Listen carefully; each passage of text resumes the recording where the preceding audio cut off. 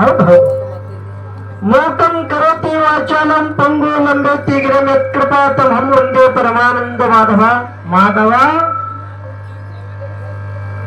ಅಖಿಲಾಂಡ ಕೋಟಿ ಬ್ರಹ್ಮಾಂಡಕ್ಕೆ ನಾಯಕನಾಗಿರುವ ಹೌದು ಹೌದು ದಯಾಸಾಗರ ಭಕ್ತವತ್ಸಲನಾದ ಹೌದು ಹೌದು. ಯಾರೀಪ ಅವರು? ಮಕಣಾಪುರ ವಾಸಿ ಶುದ್ಧರ ಗುರು ಸೋಮಲಿಂಗನ ದಿವ್ಯ ಚರಣಕ್ಕೆ ಕೂಡ ಅನಂತ ಕೋಟಿ ವಂದಿಸಿ ಹೌದು ಹೌದು. ಹಾಗೂ ಆತನ ಪ್ರೀತಿಯ ಶಿಷ್ಯನಾದಂತ ಮಾಯದ ಗುಡ್ಡದ ಒಡೆಯ ಹೌದಾ ತಂದಿರಾದ ಸಾಧು ಅಮಿಷುತ್ತ ಮುತ್ತಿನ ದಿವ್ಯ ಚರಣಕ್ಕೆ ಕೂಡ ಅನಂತ ಕೋಟಿ ಶಿರವಾಗಿ ವಂದನೆಗಳನ್ನು ಸಲ್ಲಿಸಿ 101 ಮಂದಿ ಧರ್ಮರಲ್ಲಿ ಹೌದಾ ಕೆಂಚ ಸೋಮದೇವರ ಮಡದೀಶದ ಬಾಯಿ ಹೊಟ್ಟಿಗೆ ಹುಟ್ಟಿ ಬಂದಂತ ಕ್ಷತ್ರಾಧಿಪಾಲಕರಾದ ದಕ್ಷಿಣ ಸೋಲಾಪುರ ತಾಲೂಕ ಸೋಲಾಪುರ ಜಿಲ್ಲಾ ಈ ಸಪ್ತ ಸಂಘಕ್ಕೆ ಮೂಲ ಒಡೆಯನಾದಂತ ಕುಂಬಾರಿ ಜ್ಞಾನ ಸುತ್ತಮುತ್ತಲ ದಿವ್ಯ ಚರಣಕ್ಕೆ ಕೂಡ ಅನಂತ ಕೋಟಿ ವಂದನೆಗಳನ್ನ ಹೇಳಿ ಅಕ್ಕಲಕೋಟ ತಾಲೂಕ ಪುಣ್ಯಪಾವನ ಕ್ಷೇತ್ರ ಹೌದು ಹೌದು ಗೌರಿಗೆ ಗ್ರಾಮದಲ್ಲಿ ಗುಡ್ಡದ ರೇವಣಶುದ್ಧ ಸಿದ್ದೇಶ್ವರ ದೇವರ ಒಂದು ಜಾತ್ರಾ ಮಹೋತ್ಸವದ ಅಂಗವಾಗಿ ಇದು ಮಹಾಶಿವರಾತ್ರಿ ಹೌದು ಹೌದು. ಇವತ್ತಿನ ರಾತ್ರಿ ಮಹಾಶಿವರಾತ್ರಿ, ಇದು ಅಪರೂಪದ ಜಾತ್ರೆ ಹೌದು ಹೌದ್ರಿಪ್ಪ. ಈ ಮಹಾಶಿವರಾತ್ರಿಯ ಒಂದು ಅಂಗವಾಗಿ ಕಾರ್ಯಕ್ಕೆ ಕರ್ತನಾದಂತ ಹೌದು ಹೌದು. ಯಾರೀಪ ಅವರು? ಗುಡ್ಡದ ಸಿದ್ದೇಶ್ವರ ದೇವರ ದಿವ್ಯ ಚರಣಕ್ಕೆ ಕೂಡ ಅನಂತ ಕೋಟಿ ವಂದನೆಗಳನ್ನ ಹೇಳಿ ಈ ಮಠಕ್ಕೆ ಒಂದು ಅಧಿಕಾರಿಗಳಾದಂತ ಹೌದು ಹೌದು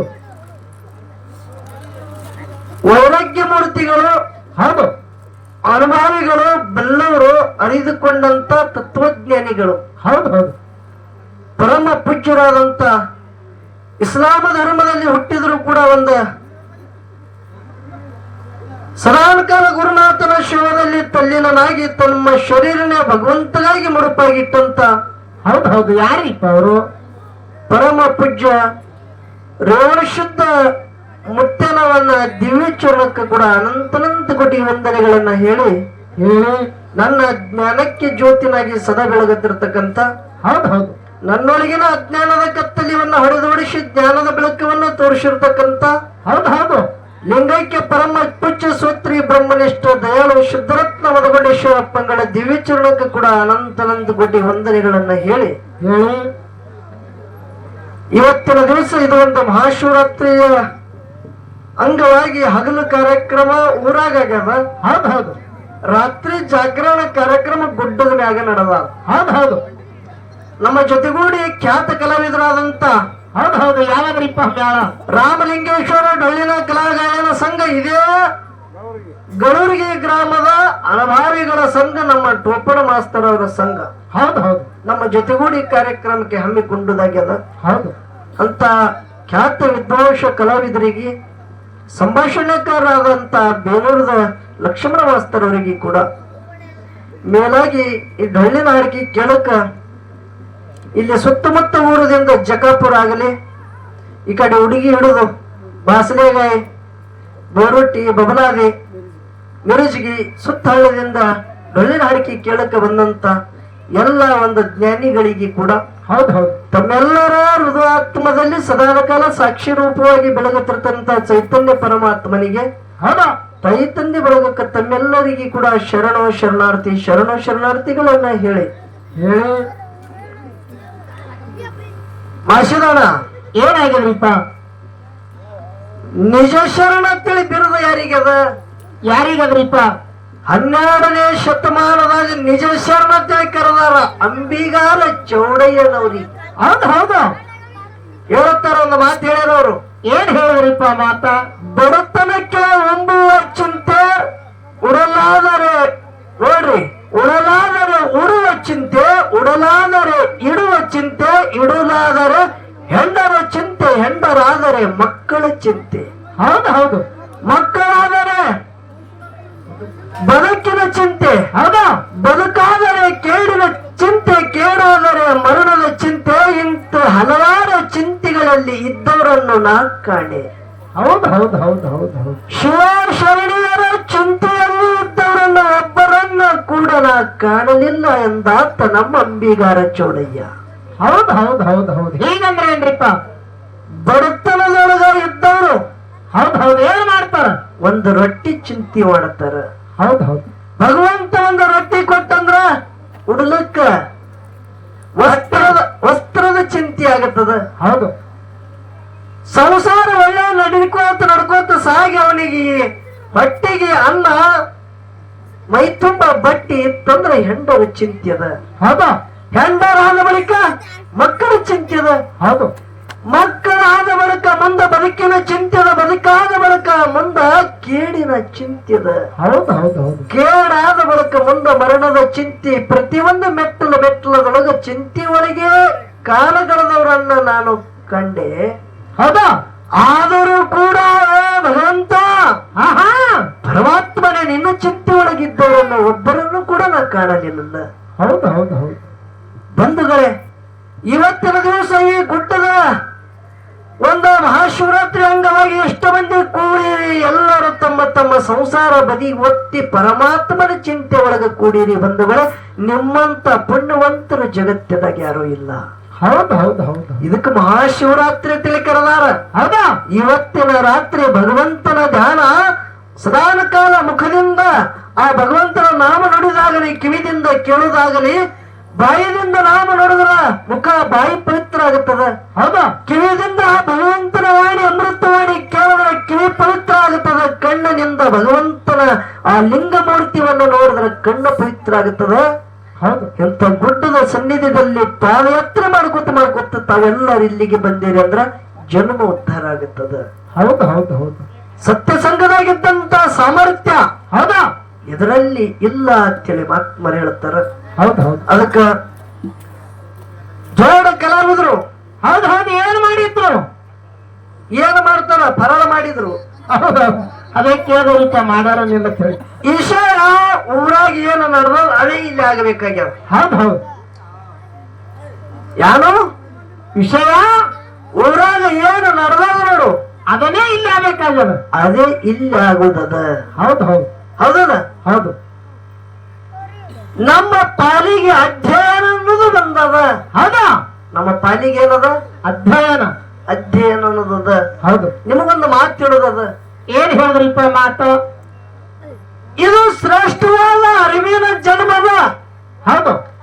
ಸತ್ಯ ಸಂಘ ಆಗಲಿ, ಪುಣ್ಯ ಕಾರ್ಯ ಆಗಲಿ, ಮನುಷ್ಯ ಜನ್ಮಕ್ಕ ಹುಟ್ಟಿದ ಬದುಕ ಮನುಷ್ಯ ದಾನ ಮಾಡಬೇಕು ಅಂತೇಳಿ ಮಹಾತ್ಮರು ಹೇಳ್ತಾರೆ. ಹೌದು ಹೌದು ದಾನ ಮಾಡಬೇಕು. ದಾನ ಮಾಡೋದು ನಿಸ್ವಾರ್ಥ ಇರಬೇಕು. ಅದರೊಳಗ ಸ್ವಾರ್ಥ ಇರಬಾರದು. ಬಲಿಕಿನ ಕೈಲಿ ಕೊಟ್ಟುದ ದಾನ ಎಡಕಿನ ಕೈಗೆ ಗೊತ್ತಾಗಬಾರದು. ಹೌದು ಹೌದು ಹೌದು ಹೌದು ಹೇಳ್ತ ಕೇಳ್ರಿ. ಹೌದಾ? ಅಕ್ಕಲು ಕೊಟ್ಟಂತ ದೊಡ್ಡ ಪೇಟ್ಯಾಗ ಒಬ್ಬ ಜಿಪ್ಪುಣ ಸೌಕರ್ ಇದ್ದ. ಹೌದು ಹೌದು ಜೀನ ಬಾಳ ಜಿಪ್ಪುಣ. ಇಡ್ಲಕ್ ರೊಕ್ಕ ಇಡ್ಲಕ್ಕೆ ಜಾಗಿಲ್ಲ. ಅಟ್ಟ ಸಿರುವಂತವ ಖರೆ. ಹೌದು ಹೌದು ಖರೆ ಯಾರಿಗೆ ಕೈ ಎತ್ತಿ ದಾನ ಮಾಡಿತ್ರ. ಹೌದು ಹೌದು ಊರಾಗ ಎತ್ತ ಬೇಕಾದಟ್ಟ ದುಡ್ಡನೇ ಅವನಲ್ಲಿ ಇತ್ತು. ಖರೆ ಒಬ್ರಿಗೆ ದಾನ ಮಾಡಿತ್ರ. ಒಬ್ಬ ಉರ್ವ ಜ್ಞಾನಿ ಯಾನ ಮಾಡದ, ಸಂಚಾರ ಮಾಡ್ಕೋತ ಅಕ್ಕಲು ಕೊಟ್ಟಂತ ಪೇಟಿಗೆ ಬಂದ. ಹೌದು ಪ್ಯಾಟಿಗೆ ಬಂದ ಮಹಾತ್ಮ ಅವನಿಂದ ಒಂದು ದಿನ ಹಾಕಿರ್ಲಿ ದಾನ ಮಾಡ್ಕೊಂಡು ತಗೋಬೇಕು ಅಂತೇಳಿ ಭಾವ ಬಂತು. ಹೌದು ಹೌದು ಊರಾನ ಜನರು ಹೇಳ್ತಾರ ಏನಪ್ಪ? ಓ ಮಹಾತ್ಮರ, ಹೌದಾ? ಆ ಶ್ರೀಮಂತ ಏನದಾನ ನೋಡ ಸಾಹುಕಾರ, ಅವನ ದುಡ್ಡ ಬಚ್ಚಲ ನೀರಿನಂತೆ.